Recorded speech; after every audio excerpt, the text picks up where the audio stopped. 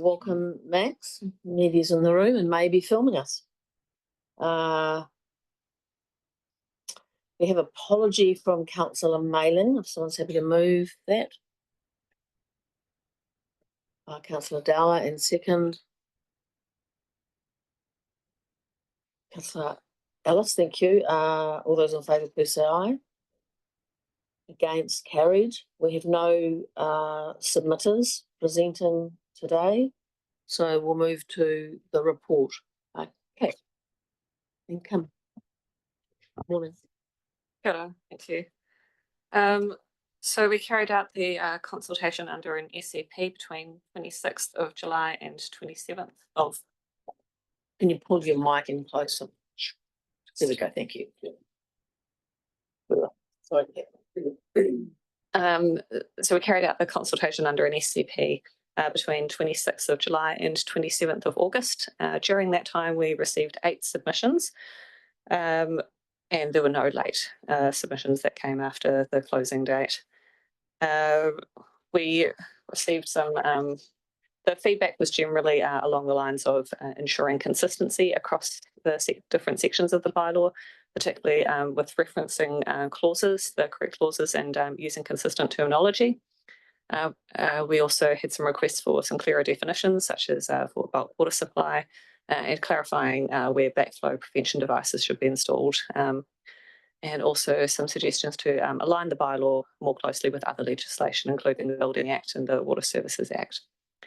Staff have marked up a series of minor amendments as a result of the submissions, and these can be seen in Attachment 1. They're also laid out in a table in Attachment 2, and they reflect what's in the resolutions.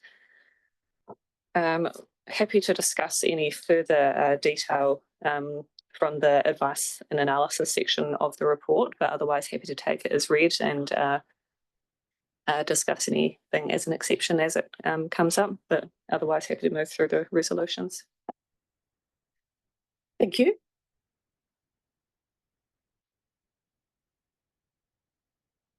Very nicely laid out amendments on the table, was very helpful, thank you. And there are a couple of ways there that we can see the adjustments that are being recommended.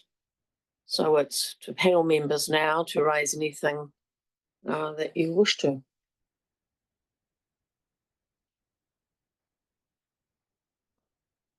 Councillor Dowler. Like the submitters, you are able to get a reply, no doubt, reply explaining stuff. Through the chair, yes, all the submitters to all of the bylaws will be receiving a response explaining what the outcome was, and that will also be displayed on Shape Tasman as well, showing the outcome of the consultation. Yeah, because Karen Brooks there talks about pollution on farms and everything like that. Soon she'll be notified that this bylaw doesn't actually have anything to do with that. It's a different regime of council. This is connected to council water supplies, not land at farms. Yes, and that that concern has been passed on to the appropriate team as well, so that they can manage that. And oh yeah, I won't go. That'll be fine. Thank you. Good evening, Brian. Thank you, Madam Chair. Just wonder if could have a bit more explanation around. Sorry, I just saw it. 15, 1 and 2 backflow prevention. I did see some text about that. I can't find it. I was a little puzzled. Does that come right down to a standard household now to have some form of backflow? And one, will they be expected to retrospectively fit that? I'm on page 5, but there may be some more text somewhere. I thought I did read it somewhere last time. Through you, Madam Chair. Yeah, so each water meter essentially has a backflow prevention device inbuilt. Oh, within it. Yeah. So we do have backflow prevention at each property. That's our intention. The larger ones are more bespoke, so industrial connections and such. So anything 50 mil or larger has quite a bespoke backflow installation. So really there'll be no change because new meters obviously have a backflow preventer and Exactly. Yeah. water in situ will have as well. Exactly right. Okay. And for our rural schemes as well. So as the restrictor is above the water level, the inlet is above the water level. Right. That's sort of an air gap So that's scenario. So that's also generally, yeah. That answers your question. no, that does. Thank you. And if you look at the table, on 15.2, it sort of writes a little about that. Oh, okay, that's probably what I was saying. Table at the bottom. Thank you. Anything further? Councillor Ellis. Thank you. Well, I'm just trying to scroll through it to find where I've put my question. But in the regarding the backflows, and it talks about where practical to have them installed, is there who decides about whether or not it is practical? Is there some clarification within that?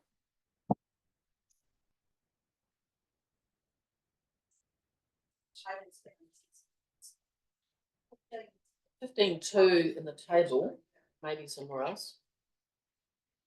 15.1. Page 48.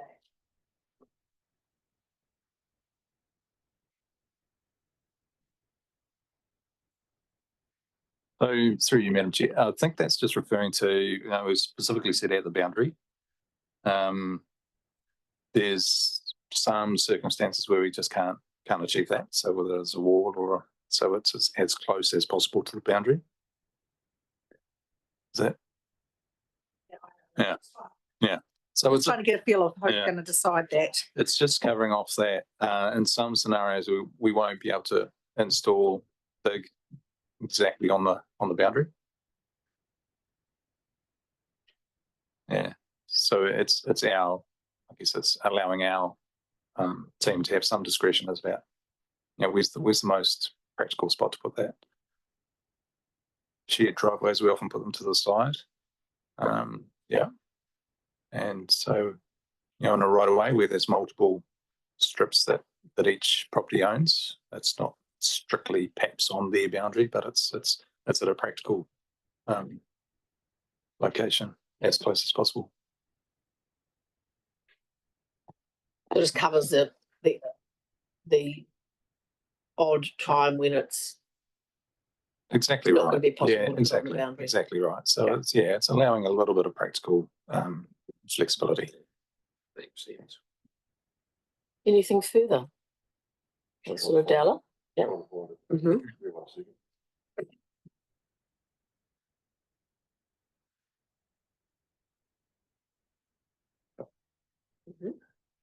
Possibly aimed at Kim.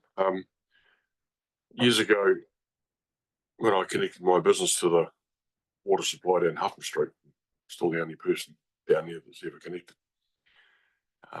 We'd been supplied by the neighbour through his hose tap for about 18 months waiting for the water supply to go down instead of putting a well down. Anyway, when we connected up, everything was great. And, guy came in one day and he says, "Mate, you've got a problem with your water." And I said, "Oh, have I?" He said, "Yeah." He says, "You must be running at full pressure from the council." He said, "It's only taking about 15 seconds for your boiler system to fill up." And I said, "Yeah, that's about right." And he said, "Shouldn't be like that." He said, "You should have a pressure reducing valve in the system somewhere." And I went, "Oh, well, plumber didn't say that when he connected me." And I've looked at the diagram in here with the blah, blah, blah. And I don't recognise anything about it's got the typical on-demand meter supplies. And you've got the drawings that are on page 40 of 57. It shows Toby valves, it shows everything, but nowhere there does it talk about the suggestion of a pressure reducing valve, or is that normally left over to the landowner?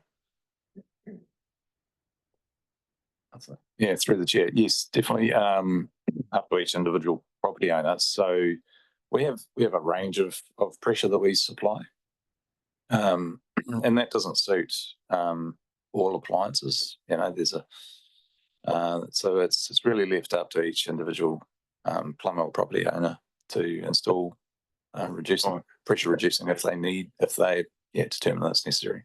Yeah, that's right. No, we Yeah. had pipe hanging out the ground and the council contractor come along and dug the hole and put everything to it and linked her up and we were off. The Yeah. plumber wasn't even involved on our property at that stage. It was just, and there was no work. Anyway, Yes. just asking the question. Yeah, no, very cool. Thank you. Is there anything further from panel members? Which leads us to find someone who's willing to move the resolution and all the amendments contained therein. Move. Councillor Dowler, thank you. Our seconder. Oh, Councillor Ellis. If there's nothing further, I'll put the resolution. All those in favour, please say aye. Against, carried. Thank you very much for a very thorough approach to the process. I think there's a high standard in terms of what we're presented with, and yeah, makes the process here a lot easier than it may be actually. So thank you very much, and with that, we've finished this deliberations hearing meeting. This goes to full. It does.